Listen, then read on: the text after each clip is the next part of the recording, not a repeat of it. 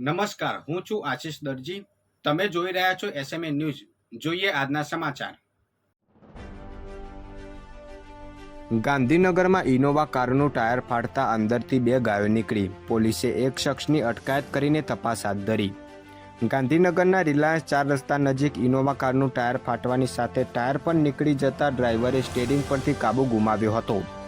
ત્યારે પોલીસે સ્થળ ઉપર પહોંચીને તપાસ કરતા ઇનોવા કારમાં 2 ગાયોને ક્રૂરતાપૂર્વક બાંધીને રાખવામાં આવેલ હતી. જેના પગલે ઇન્ફોસિટી પોલીસે ગાયોનો હેમખેમ છુટકારો કરાવી ગાયોને કતલખાને લઈ જવાતી હોવાની આશંકાએ એક ઇસમની અટકાયત કરીને વધુ તપાસ હાથ ધરી છે. ઉપલેટામાં કોલેરાથી 5 દિવસમાં 5 બાળકોના મોત નીપજ્યા. વધુ એક બાળકે દમ તોડ્યો. ચોખ્ખું પાણી ન મળતા કારખાનાના કૂવા બોરનું પાણી પીતા 48ને ઝાડા ઉલટી થયા હતા.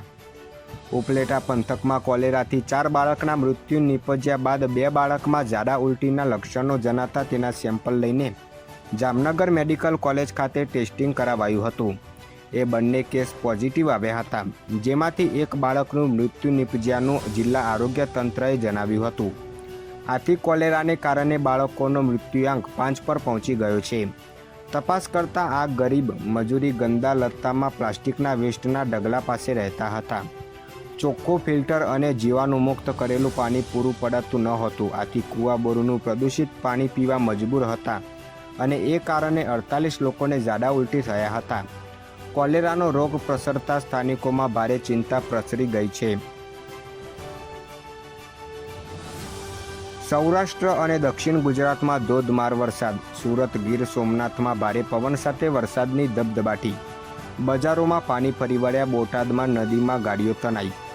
હવામાન વિભાગે રાજ્યમાં આજે ભારે વરસાદની આગાહી કરી છે. સૌરાષ્ટ્રના મોટાભાગના જિલ્લાઓમાં તેમજ ઉત્તર અને મધ્ય ગુજરાતના જિલ્લામાં ઓરેન્જ તથા યલો એલર્ટ જાહેર કરવામાં આવ્યું છે. હવામાન વિભાગે 10 જિલ્લામાં ઓરેન્જ તેમજ 13 જિલ્લામાં વરસાદનું યલો એલર્ટ આપ્યું છે. આજે વહેલી સવારથી સુરત સહિત દક્ષિણ ગુજરાતમાં તેમજ સૌરાષ્ટ્રમાં વરસાદી માહોલ જામ્યો છે. સુરતમાં ધોધમાર વરસાદના પગલે પોલીસ સ્ટેશનની બહાર જ પાણી ભરાયા હતા, તો રાજુલાની મુખ્ય બજારમાં પણ પાણી ફરી વળ્યા હતા.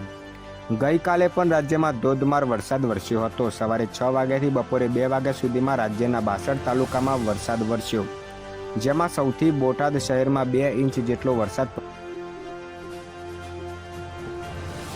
લીંબડી અમદાવાદ હાઈવે ઉપર ડમ્પરે ટક્કર માર્યા બાદ ટ્રક ભડકે બળી.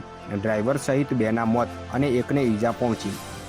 સુરેન્દ્રનગર જિલ્લાના લીંબડી અમદાવાદ હાઈવે ઉપર ડમ્પર અને ટ્રક વચ્ચે અકસ્માત સર્જાયો હતો, જે બાદ ટ્રકમાં અચાનક આગ ભભૂકી ઉઠી હતી, જેને પગલે ટ્રક ડ્રાઈવર સહિત અન્ય એક વ્યક્તિ બળીને ખાખ થઈ જતા બંનેના મોત નીપજ્યા હતા.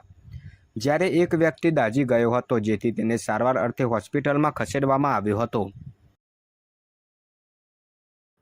વધુ સમાચાર માટે જોતા રહો એસએમએ ન્યૂઝ.